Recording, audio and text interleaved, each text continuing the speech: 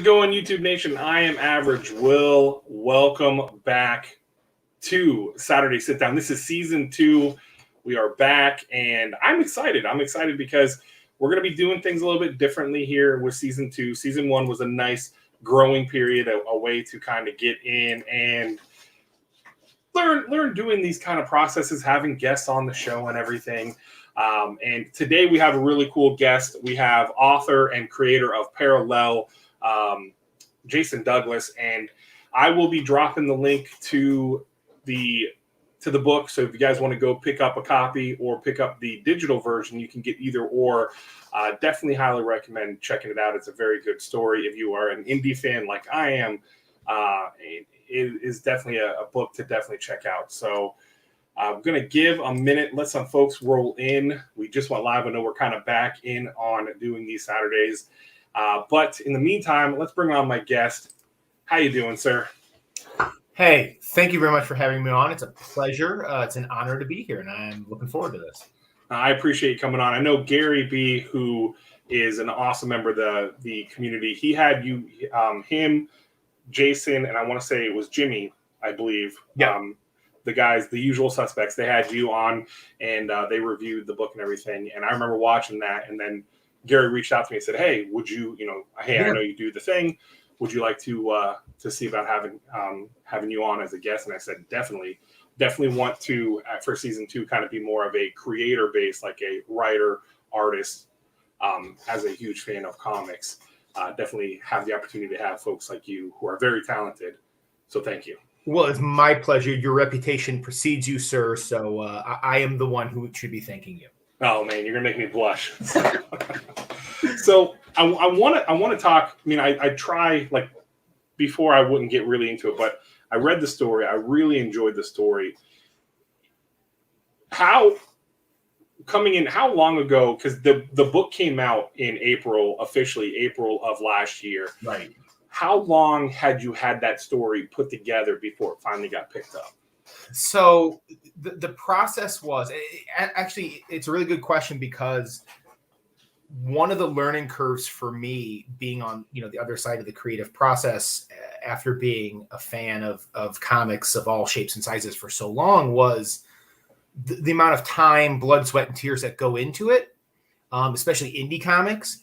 And I wrote the first 32 pages. Hey, look at this. I love it.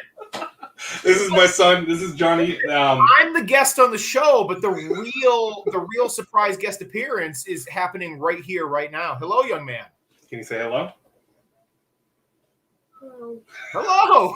You shy. You okay? Yeah. All right. I'm gonna have you. Can you go watch your cartoons? Yeah. Yeah. All right. Bye, buddy. So what this means now is, no matter what happens for the rest of this time on here, no matter what I say, I could get up, I could do a cartwheel for the first time in a couple of decades. It's not going to match the surprise video bomb of your son in the first 5 minutes of the show. So oh yeah, I'm swimming from behind. We were talking about swimming earlier. I got a lot to catching up to do. Oh wow. Yeah, no, that's my son. He likes to do that. And we're going to be recording a video later on, so he's really excited about doing that for the new Comic Tom, because Comic Tom put a kid's book inside the new boxes, so he's excited about that. I can't live up to it, but I will try. Oh, you'll be fine. You'll be fine. Okay, so I sat down and wrote the first half of the book script, kind of like in a bubble, with no expectation, no frame of reference for how what comes next would come next, right? This is not, I'm not attached to Source Point at this point. I hadn't signed a contract. They hadn't hooked me up with Adam Ferris, the artist. None of that exists. This is just me sitting down to do this thing that I'd always wanted to do. And that was actually the summer of 2017. Oh, wow. Okay. Now I had the idea, I'd had the idea to do this, to do something since I was 12. Right. But never the motivation, never that thing, that taking that extra step, the actual, that we always have these dreams. Obviously, one of the major themes of the book is dreams deferred. And I actively deferred my dream of doing comics for like 20 years. There was even for probably, I'm going to say a year and a half before I started writing it, the raw sci-fi aspect of it existed from a brainstorming session with a buddy of mine, just about a parallel version of you reaching out and making an offer about something.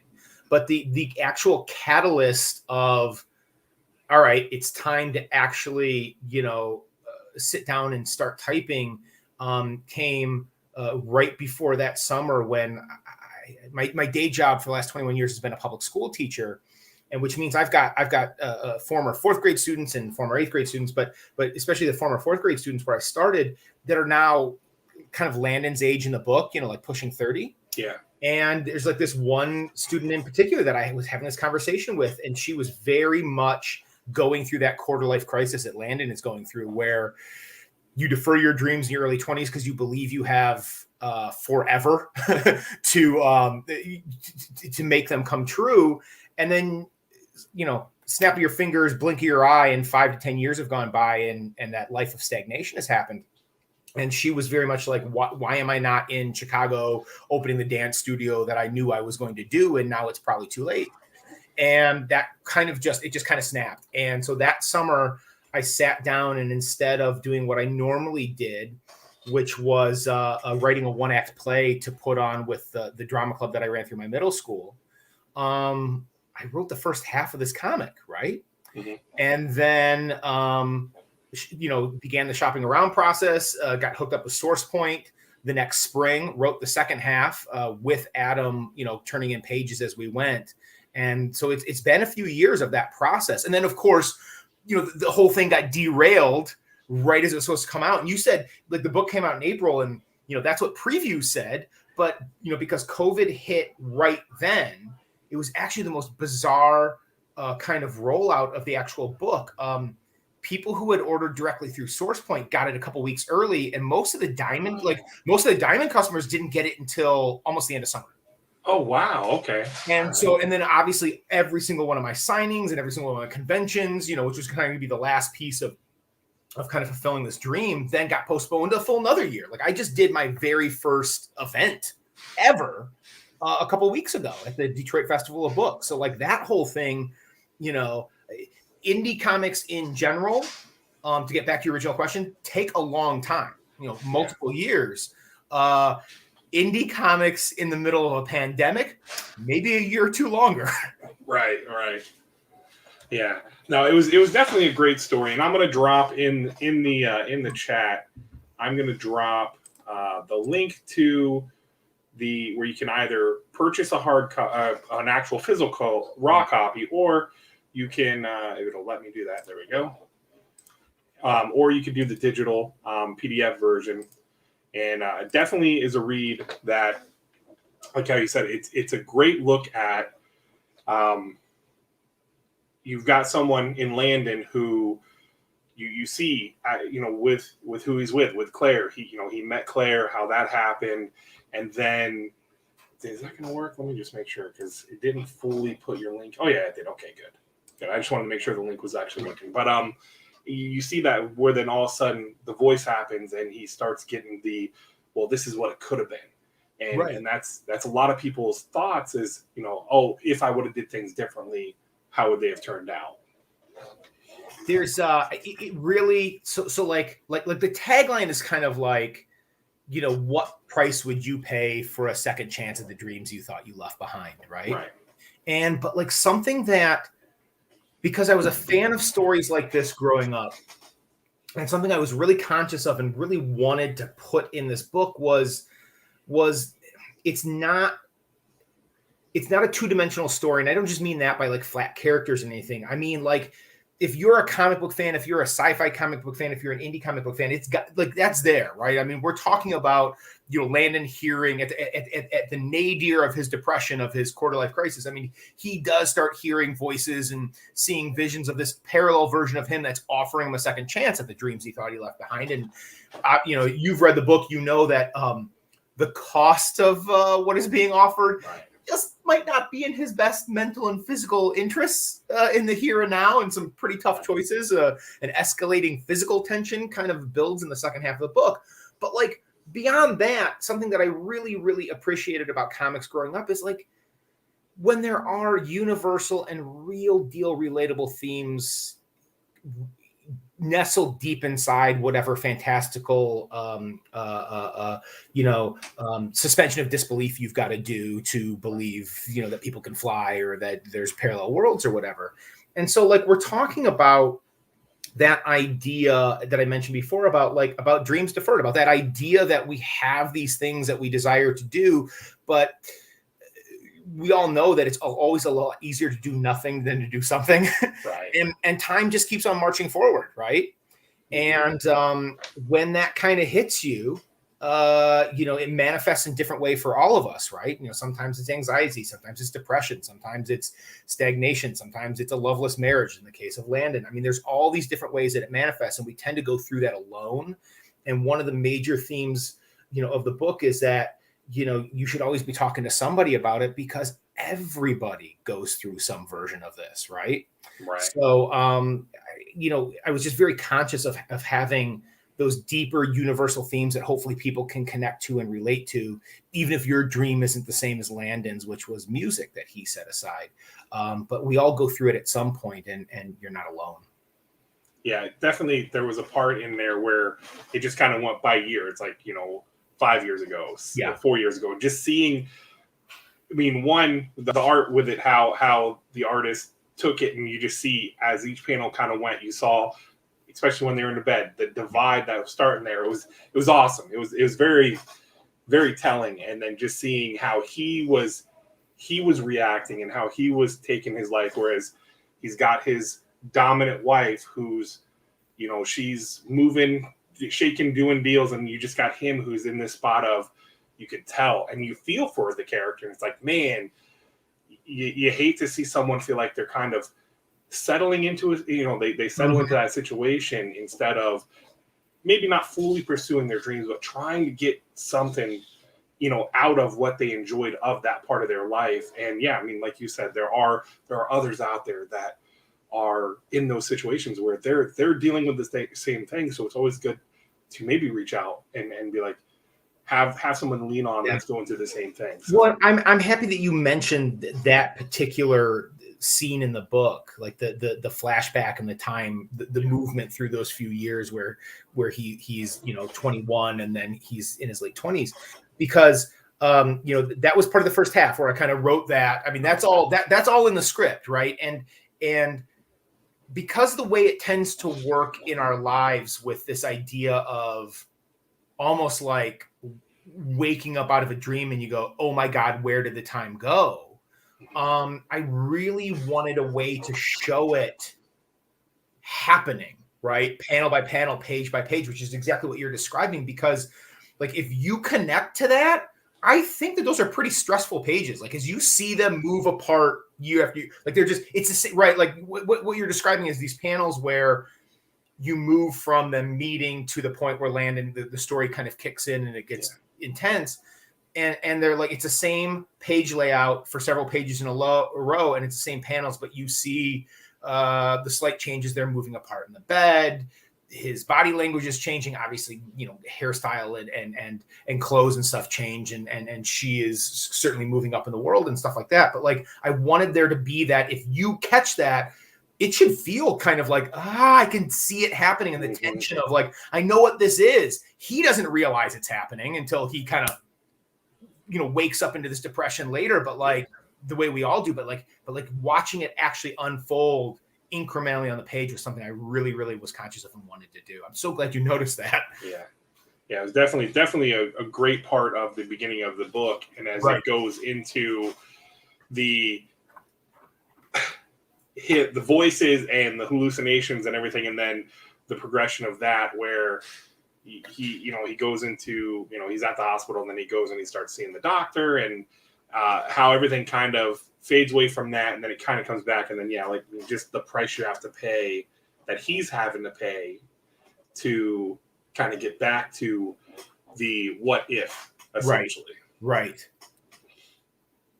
So definitely a great story. So now with that, is this something that is is this just a one shot and it's at that, or is there a potential for more? I mean, I think most stories give you a potential for more. I envisioned it as a one shot. I mean, it's presented as a one shot, and the way the ending, which you and I mentioned off the air a little bit, the ambiguity of that, I really like the idea that you as the reader get to make the decision, because if there was a sequel, you would definitely probably have to choose one of the options or the other, and they would be drastically different stories. Right. Depending on how you interpret, those last few pages and that last splash at the end. So I don't envision doing a follow-up to that. I actually prefer the idea that you get to make the decision about what he experiences going forward. Yeah, no, definitely. It definitely reads as a, hey, this is the one and done, and the way that the ending is. And again, I won't spoil anything, because I definitely highly encourage everyone to give it a read. So he's a showstopper. I thought I was being upstaged in the first 5 minutes, but we're talking about 16 in, and we're talking. This is like a rehearsed comedy routine. I love it. I need to go watch your shows, okay? But Mommy's watching the TV. You got your tablet, and you got your playroom. But they only use those. All right, go. Did you eat dinner? Yes. So, go play, buddy, okay? Grab your blanket and go play. I'm still in do this. No, okay, well, go ahead. Grab your blanket and go make a fort. All right?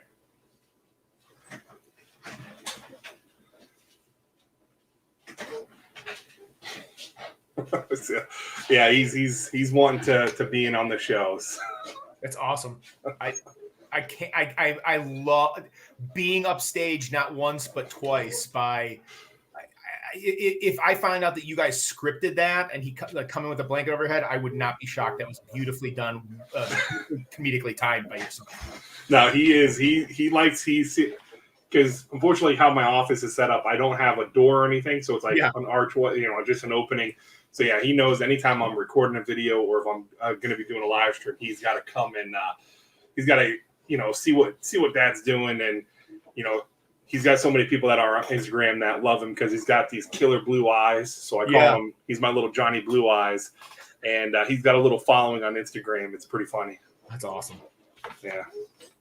So, definitely the story itself is so great as a individual. This is its piece of work, and how the ending is. Again, it makes you think how that ending sets up. It's like, okay, it's like which path do you want to explore? Well, another piece of like my comics fandom that I was aware of and wanted to imbue in the production of this is the idea.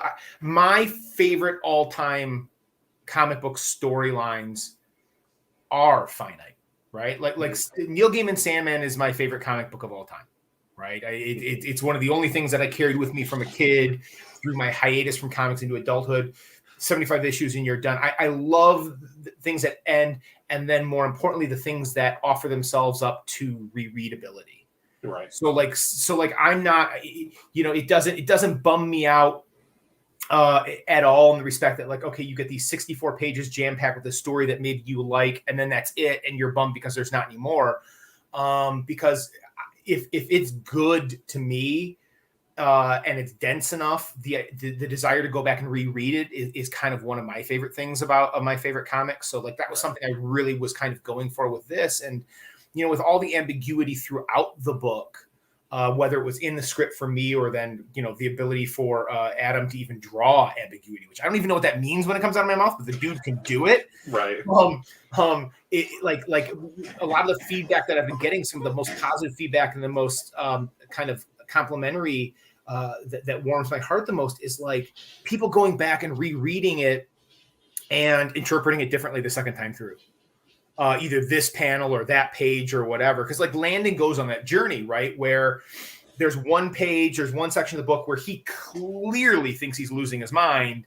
And then, you turn the page and his idea flips and he's like, this is absolutely real. And he kind of vacillates back and forth.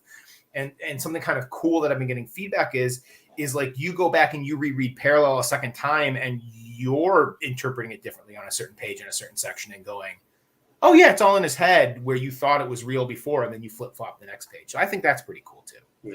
Yeah, it definitely is something that has that, rereadability. I've read it a couple times, and it is like when you first meet Landon. I mean, as you're seeing the situation on how it happened, where he starts hearing the voices.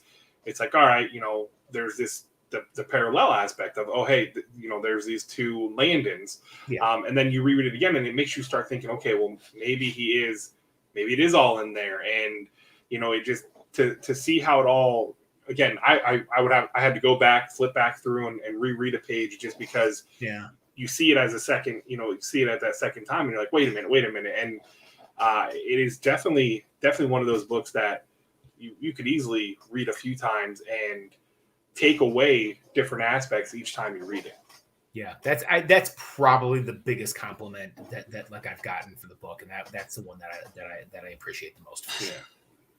Yeah, it was definitely a good story. So with Parallel, I mean, I feel like that. I mean, it was a really good story. Are you working on anything else right now, or? So I actually just I submitted yesterday a prose short story to SourcePoint for hopefully, depending on submission volume, anthology of short stories about local legends. Kind of creepy, scary local legends. And I wrote about this very strange, though there's a ton of them all over the Midwest, but the one local to us, there's this place called the Shoe Tree, a couple of miles into the country away from me, that has like local child killer legends where shoes get thrown over this tree and it's creepy and it's out in the middle of the woods. And I kind of wrote this story and turned that in yesterday. But my next comics project actually exists and is kind of just waiting for a green light from a publisher. And that's got a first issue done, 4 issues plotted and story beats, research, some sketches and some things like that. And so I've got something on the back burner, but we're kind of waiting to see if that gets greenlit anytime soon. Awesome. So what genre is that story? So in a lot of ways, it's in some ways it reminds me of Parallel in the fact that it has a traditional comic book trapping. Okay. On the very surface, just like Parallel is your sci-fi tale, this is definitely a superhero story. Okay. It's the narrow superhero story because it's a period piece. It takes place in 1946, so just post-war, in a small town, Plymouth, Michigan. And it's that superhero tale where powers or enhanced abilities are not the norm in the world. So this is somebody who is hiding that. Protagonist is a 15-year-old young woman, speed and strength. Okay. But at its core, it's really about deeper themes, just like Parallels. This one is about race. It's about gender. It's about identity. It's about feeling comfortable in your own skin in a world that would not accept you, and you're not even willing to take that risk. It's very much inspired by my late grandmother, who went through some of the emotional turmoil of this kind of that my character in this book does. And it's also very much dedicated to every young lady who has come through my classroom in the last 21 years, where even though the bulk of my teaching was done in the 21st century, where you would think we had come to a certain point where you could feel pretty comfortable being who you were. Right. That hasn't always been the case for all of my students. And then you extrapolate that tenfold to 1946 for young ladies who were, like in this case, Jane, the protagonist, whose mother is out of work because she was a Rose of the Riveter, and now all the soldiers are back. Right. And she's going to this factory to hopefully get a job. But I mean, those jobs are all taken. The secretary jobs are already taken. And she's been hiding this strength and speed that she has for a few years since they manifested through the trauma of finding out that her dad died in World War II. It's a pretty powerful story. It means a lot to me. There's a lot of family history in it, right? I named a lot of the characters after family members. And then my favorite part about putting this project together was the research phase, because it takes place in this factory, okay? that is a real life factory in Plymouth, Michigan that got it was one of the conversion war contracts during World War II. Like down the road from us, we've got Willow Run where they made bombers, right? GM plant that turned into bombers. This is this place called Wall Wire. It was a little wire place in the 20s and the 30s. And they get a war contract for this thing called Marsden mats. Now, even if you don't know that name, if you're a history nerd, you know what a Marsden mat is. They're these long, hole-punched strips of metal that they use for the temporary runways in the Pacific and Europe, right? So like you get a piece of land, you can set up a runway for your fighters and your bombers to take off. Only 2 of those factories held on to their contracts after the war because Berlin Airlift was coming and blah, blah, blah, occupation. So there was one in Alabama and this one in Plymouth. My great-grandfather actually worked in that factory during World War II. Oh, wow, that's awesome. And the best part, you'll love this, Will, is so my grandfather and I, like I needed him because I couldn't find it on Google. My grandfather, 90. So when we went, he's 97 now. At 96 years old, we drive over there because he remembers where it is because his father-in-law worked there. And we drive up there, and I just happened to then get in contact with the guy who had just bought this old factory. And I got to take a tour of it, take videos and pictures, find all the original fixtures and machinery and woodwork and brickwork literally the week before they tore it apart and partitioned it for like office space and stuff like that. So like all that history is now preserved and is like the setting for this project. I'm going to spoil a little scene for you. The kind of like the, it's not the end of issue 1, but it's kind of like the big turn in the middle. So you've got Jane, who's got these abilities. Her mom and her have been hiding it for several years, right? As you, of course you would, right? In the same way that if you were, 12 to 15-year-old girl in the 1940s and you had athletic or tomboy aspirations, of course you would hide them in the exact same way, right? Yeah. Universal theme. And so she goes to the plant. She's talking to the manager. He doesn't have a spot for her. Her mom's been laid off. Dad's dead. There's no way for them to support the family. And there's this scene there, like walking down the length of the factory floor, and he's a friend of the family, right? He employed the dad before the war, he employed the mom during. I mean, he knows them, and he's just talking away. But you can see the depression on her face. She's like falling back. And then we get the scene that is very, in my opinion, reminiscent and paying homage to the famous scene early in the first Superman movie, right? Where little Clark, right after they find him and the changing of the tire thing, right? Where he's a bit ahead. He's several paces ahead of her. She's got her head hang low, and the big rack above with the Marsden mats comes loose, coming down. They're going to crush him. You get that scene where looking up, he's doomed. He knows he's doomed, goes black. He opens his eyes. He wants to know why he's not dead. Cut to basically the swipe of that scene in the movie where, toddler Clark is holding up the car, and it's just Jane effortlessly holding up in her sundress, or I'm trying to get a job here, holding up all those mats above his head. He hires her on the spot, and it's really the story of her, wearing her mom's oversized Rosie the River costume. That's her superhero costume, and like dealing with all these vets, right? All these now 20 to 40-year-old dudes who are like, why are you here doing this job? And the kind of the sexism involved in that, and I'm really, really passionate about it and hoping that it gets made. Oh my God. It sounds like it would be a heck of a story. I'm rooting for it because I would like to see that kind of play out. Because it's the superhero thing, but in the setting, I mean, again, hitting on the different things with what goes on, with what Jane, the character Jane would have had to have gone through back then. So that is, and then being able to tap into the family, like what your family's gone through with it and everything, just having that as a source material, that's awesome. I mean, I think that's incredible. So that'll be cool to see if it ever, if one day comes that somebody grabs it from you and brings you on. So fingers crossed. Awesome. Yeah, definitely. What is, I always ask every guest that I have on here, I'm going to go into the routine stuff here of the pull list and stuff. Are you actively reading comics right now? Yeah, absolutely. So I don't actually have anything like on the pull list, but I came to comics a little bit late. Like I wasn't an 8-year-old reader. I didn't really kick into high gear until I was about 12. and like late 80s, early 90s, right there for the enhanced cover boom and the explosion of the market and the crash of the market. I was in line to get my my Death of Superman and my Batman back broken and my Spider-Man #1 and X-Force #1 and X-Men #1, right?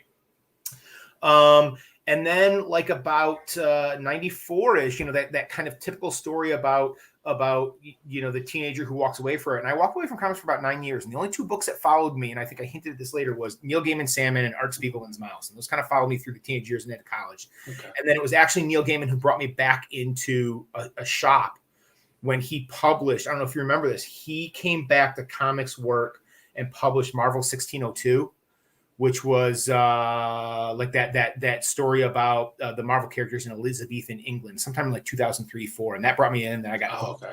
But like my old buying and reading habits kind of re-kicked in, just with an adult budget and a slightly more adult sophistication. But I have been since day one. Bipolar in my comics reading and collecting. I am 50% like reader, right. This is my favorite author and I shall follow him anywhere and everywhere and whatever, and give me the artist, the creator, and I will follow them, no brand loyalty to the big two or anything like that.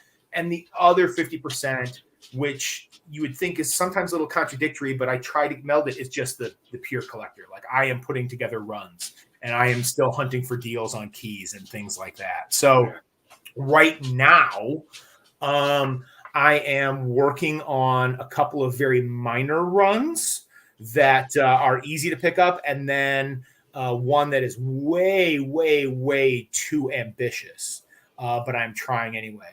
And so like just for fun, I am one issue away from completing a run of Marvel Fanfare, one issue away from completing a run of volume 1 of The Thing from like the early to mid 80s, a couple issues away from completing a run of Dazzler, and then several very out of my price range issues away from completing a run of X-Men 1 through basically through Age of Apocalypse, right? So gotcha.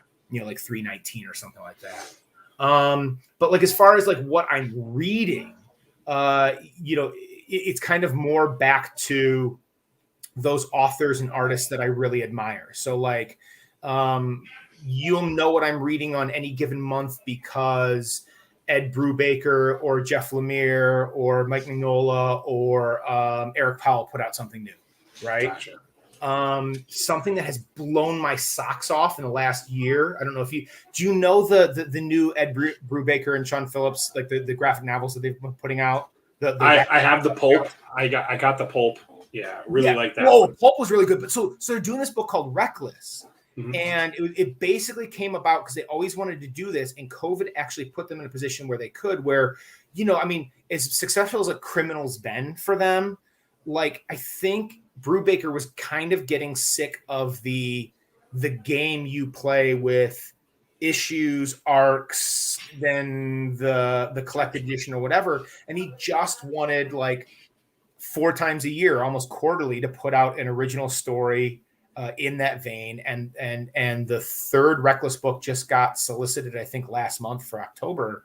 And they're so good. Not that team is not just brilliant anyway. I was always like when I came back to comics, I was a Loeb and Sale guy. Like give me like the color comics from Marvel and then the Batman stuff, right? Like Long Halloween and Dark Victory and stuff like that. And I was like, that's my team, right? That's like my favorite collector team. I think Brubaker and Phillips are my favorite now. I think so. Nice. Yeah, that's like for me is like because I just started getting into comics just over a year and a half ago. It's like it was in April. I started because I started in the whole mystery box thing, and then I got a comic book mystery box open. And I'm like, oh, so I checked out one of the stories, and I was like, oh, that's not bad. And with watching folks like Gary B and even like Robbie from Rock and Robbie Live. Yeah, and those guys where they would do Comic Book Poser, Remy, seeing their channels and them reviewing some of the stuff. I ended up finding a comic shop within a half an hour of me and set up a pull list with them. And it went from at one time only like 5 books to I lost count just because everything. And when I read the previews and I see, especially indie, like 90% of my pull list is indie. And I'm a huge Tynion. I butcher his last name. I'm a huge Tynion fan. Yes. He hooked me with Something's Killing the Children, and then I've enjoyed his Batman run, and then everything else. Wind, Department of Truth. I've really enjoyed it. I like what Cates is doing as well. I'm still trying to discover so many, like Brubaker. I read because my shop said, "Hey, you need to take the book for pulp," and he gave it to me, and I ended up reading it, and I was like, "Oh, this is really good." So I'm still learning. I'm still such a green newbie when it comes to the different art of the authors and even artists. When it comes to art, the covers, if they are beautiful to me, they just draw my attention, I'll do a cover by. But I'm really starting to learn what authors I can really trust no matter what. Word, like how you said, you just follow the author. That's what I'm starting to get into, where it's like, oh, he has a new title coming out, put it on my pull list. I gotta get it. Well, there's actually something just popped into my head. So I've got this idea that comics are the most malleable medium to tell a story in, and one of the most successful ones to tell any story in, right? Because it does all these things that film does, but a bunch of stuff that film doesn't. It does all this stuff that prose does, but a bunch of stuff that prose cannot, right? So it's this medium that combines a bunch of the best things from other media and can be really successful for it. But I think in the same vein, what you just kind of reminded me of is like, as a collectible, as a hobby, it's so multifaceted too, right? Like there's so many different ways to appreciate comics on so many different levels, for the art, for the story, for the writing, for the covers, right? I mean, like you can literally, one of my favorite runs of covers I think ever is pre-Hellboy. Mignola was doing, like covers for Marvel for years, a little bit of work here and there, some for DC. He does this run of like something like 10 covers for X-Men, for classic X-Men, kind of the Brood Saga era. And it's just stunning to my eyes, And these are not highly collectible things, right? I mean, this is like, I hunted these down by digging through dollar bins and dollar bins only, right? Like I never paid more than $1 for any of them. And yet they're like in my collection, my private collection. It's like, that's one of the things I go back to and look at and go, "Ooh, I'm so glad I got these." Because it's just, I've got this book that I love because it's the greatest story, right? I've got this book because the interior art is it just melts your mind. This stack is because the covers just make me happy, and it's so multifaceted. It's another way to appreciate this thing. And hey, you picked the right hobby to be green in, right? Because there's the exceptions always that prove the rule, but like less judgment in this community than anywhere else. Like you tell them you're green and they're like, well, let me just tell you about what you need to go check out. Not like, oh, you haven't seen that? You haven't done that? There's none of that. So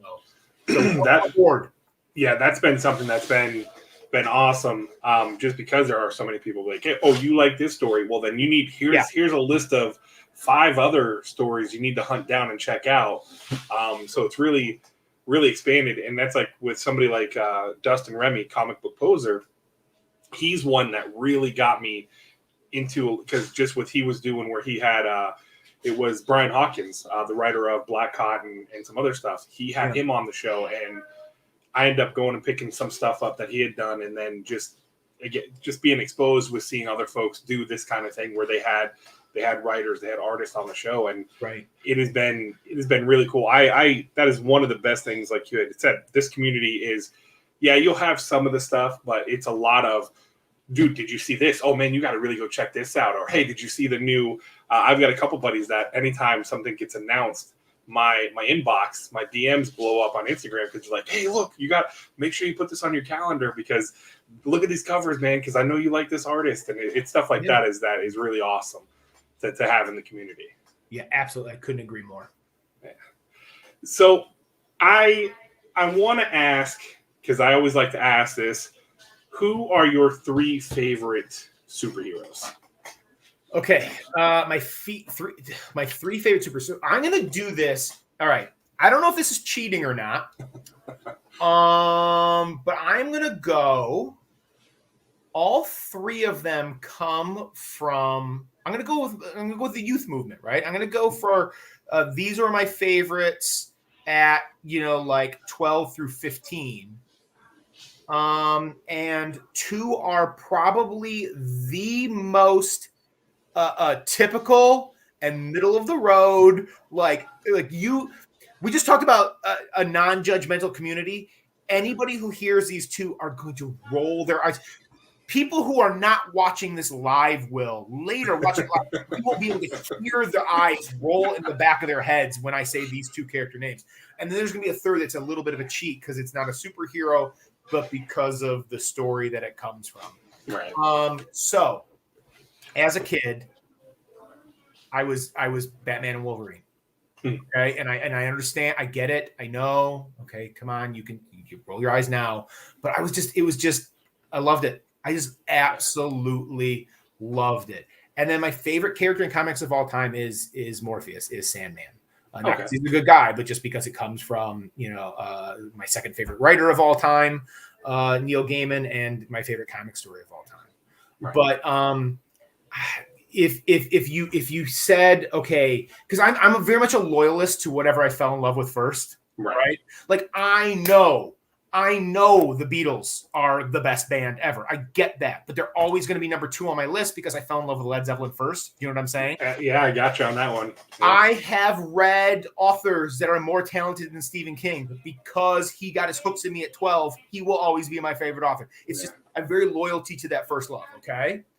So if you made me put all that aside, Hellboy, the Goon, would probably be up there. And then, if you're going to make me go mainstream, like maybe go back to the big 2. And this will tie back into what we were talking about before about for me, the way a writer portrays it actually does it. Is the Punisher in my top 20 characters of all time? Not even close. And yet Garth Ennis's run on the Punisher, Punisher Max in the early 2000s, nothing better for me.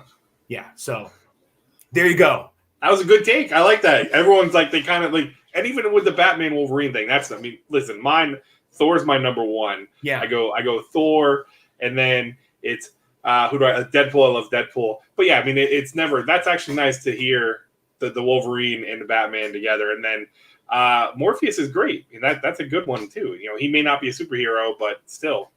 Well, like Batman was like my first solo hero that I read when I was a kid. And like Wolverine, like when I was growing up, Wolverine was ubiquitous. Like he was literally, there was a period there where every single book he was in like 12 books a month because it was just guest starring Wolverine because he was everywhere, whatever. And, right. So yeah, those were my guys. Yep. So speaking of Sandman, with you being a big fan of Sandman, have you seen? I mean, you see that they're making. Is it going to be a movie or is it a TV show? It's a series. It is I am cautiously optimistic. Yeah. Extremely cautiously optimistic. I mean, Neil's involved, and that usually helps. Yeah.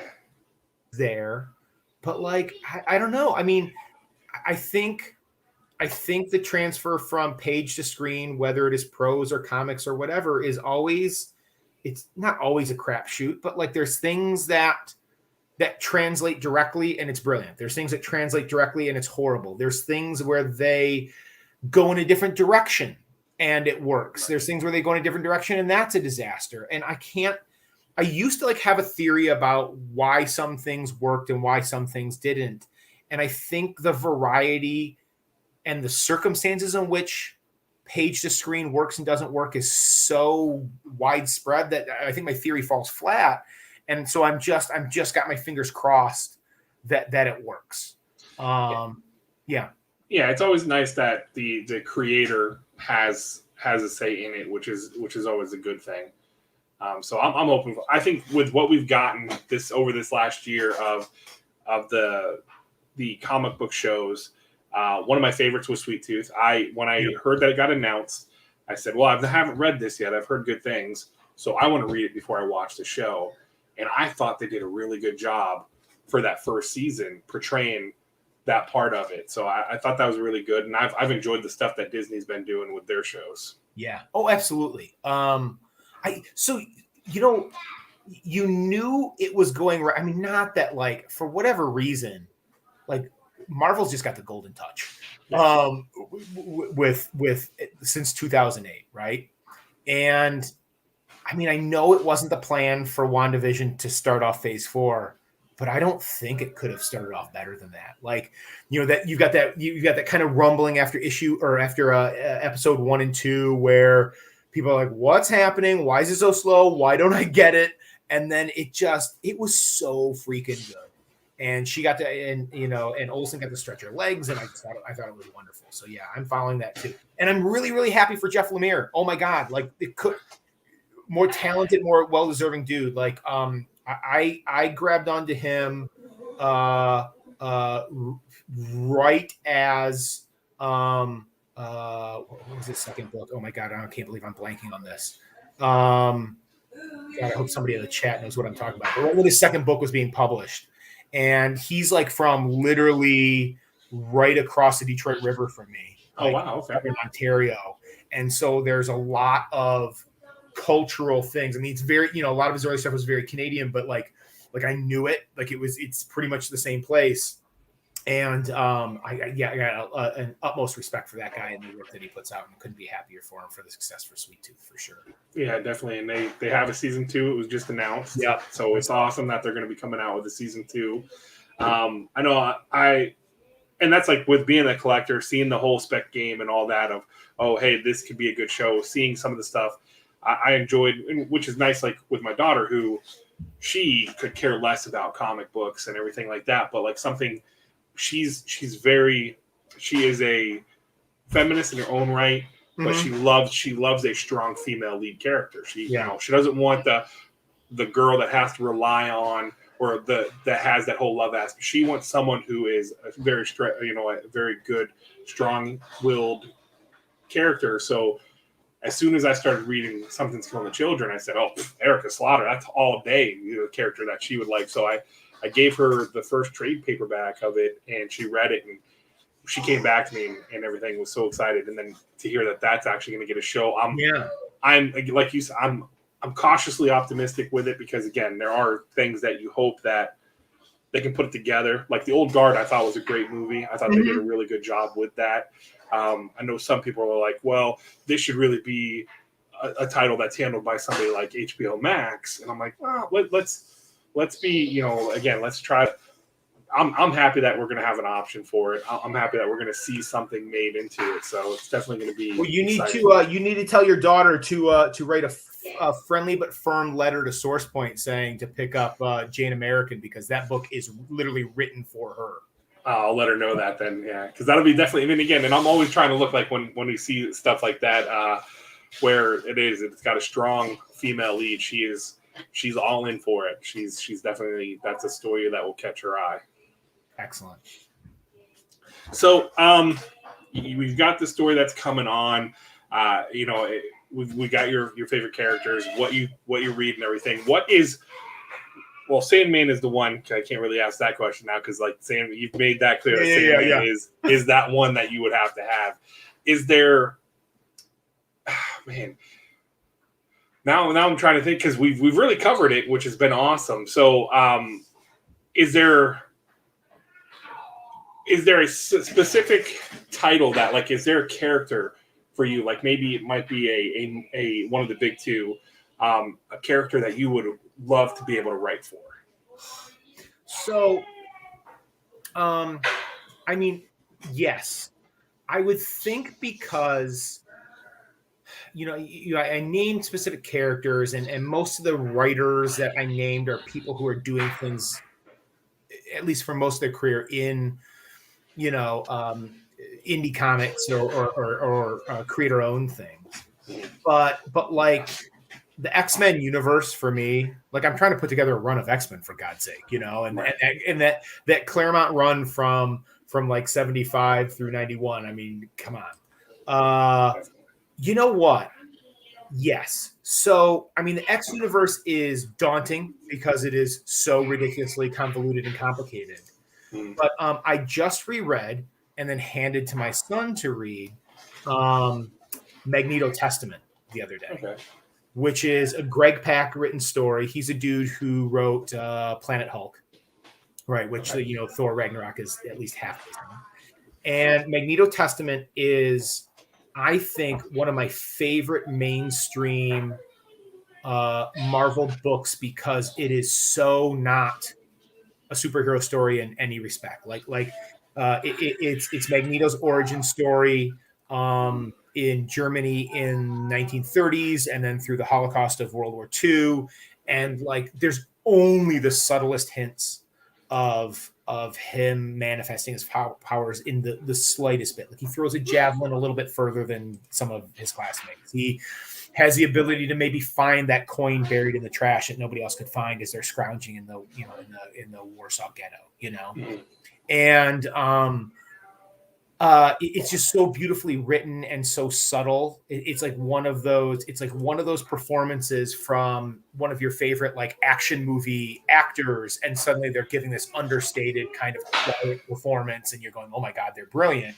Same thing. I mean, Magneto, you know, in the Silver Age is literally bombast and purple narration, you know, epitomized, right? Right. I mean, he was. Him and Doom are like the most super villain in giant capital letters and quotes. Right. And yet it's gorgeous and it's heart wrenching. And so like the ability to take an X character like that and write something that is, well, I mean, in the same vein that I tried to do with Peril and I'm trying to do with Jane American, right? Like it's allowed to still be your superhero story. It's still allowed to be this character you recognize, but like grounding it in universal themes and stuff that is going to tear at your mind and your heart and make you connect to it and think about it is something I would love to do. Absolutely. Nice. That's awesome. See, that's so cool. I like hearing that different stuff to be able to just indulge everyone here in the chat and whoever watches is on the replay and everything. So I want to say thank you so much for being on the show. Oh, my pleasure. I really, again, I can't. I'm gonna have to thank Gary B over and over again because this has been a pleasure to have you here. It was awesome, and just to hear your potential future story, if that can happen, definitely, and just hearing the process with making Parallel and everything like that was incredible. So I have dropped in chat. I have dropped Jason's IG as well as the link. Listen, people need to come over and follow me on IG. And I'm giving you guys the heads up right now because, well, two reasons. If you grab a copy of Parallel, right, whether you do it at your LCS and support them, and you can hit them up with the Diamond Order code, which is really easy to remember. It's FEB20 1983. Easy to remember because that's Return of the Jedi year, right? FEB20 1983. Right. Or the link in here gets you directly from SourcePoint, digital or paper. Come over to IG. You send me a picture of you in the book. I blast that out in the world. Send some love your way. I answer all and any questions dropped into my DM. I will talk to you about Parallel or anything else. We want to talk about comics longer than you want me to. Like people reach out to me and they're like, oh, you know, because now I'm on that side of things a little bit. And they're like, well, I know you're busy and I don't have a lot of time, but I had this one question. And then like, you know, suddenly this huge swath of time goes by and they're like, you know, listen, I've got to go. I didn't expect you to talk as much. I'm like, oh, sorry. So I will never big time anybody. I will talk to you and answer any questions. But the real reason why you got to come over to IG and follow me there is because I think at the end of the month, I'll be doing a giveaway for the only 9.8 slab copy of the book that we know that exists right now. So I'm doing a giveaway there. You got to be following me over there. So go over. It hasn't gone live yet, but it will by the end of the month. So go and follow me now and get a chance to win this. Awesome. Yeah, so that'll be what? That's the end of August that giveaway's happening? Yep. Nice, nice. All right, so again, that's incredible. It's awesome. So you guys can have the opportunity to win the only 9.8 slabbed copy of Parallel, which is, again, a great story. I highly recommend giving it a check if you want to, get the hard copy, or even I did drop the code in there if you want to hit up your LCS, be like, hey, order me this book. Yeah. Get it, because it is definitely, you will not be disappointed with the story. If you are into indie stuff, it is definitely a book that is up your alley. It makes you think. It definitely makes you think, which is never a problem on my end. I like those that they engage me. I have my moments where I like, hey, just give me the knock them down, blow stuff up. But then you have the opportunity to have a title like this where you read through it. You can read through it multiple times, and you come out with something different each time you read it. So thank you so much for being on. I really do appreciate it. And taking some time out on your Saturday evening to come hang out. My pleasure. It was a lot of fun, and I think it will now go down in history. Not only the first episode of season 2, but the one where there are more exciting cameos in the background of your. I didn't have a single person walk through the background of my camera. You got a son multiple times and 2 dogs. Come on. Oh, yeah. No, he's back. Yeah, he's like, oh, look at that. His ears were ringing. He's like, oh, they're talking about me. Yeah, buddy. Mommy setting up Epic on my new phone from your mother. Oh, from your Nana? Yeah, my mother. There you go. Hey, a vision phone. All I can say is thank you for having me on the Will and his son and his dog show. It has been a pleasure. It is definitely my honor. I got to keep some pretty good company this evening. No, thank you. Thank you so much, Jason. Chat, thank you guys for hanging out with us. This is actually going to go down as the longest ever Saturday sit down. And yeah, we got that one in the books now too. Look at that. You are now the holder of the longest Olympics halfway through. I am now the record holder. I feel really good about this. I'll be back in 4 years to defend my title. Oh yeah, definitely. So again, thank you so much, chat. Thank you. Remember, chat, we always say this. Tell somebody you love them. Thank you so much for watching. If you guys are watching this on the replay, drop a comment below. I put Jason's stuff down in the description below. Instagram, a link to the book as well. Definitely check out the title. Again, thank you so much, everyone. Have a great night.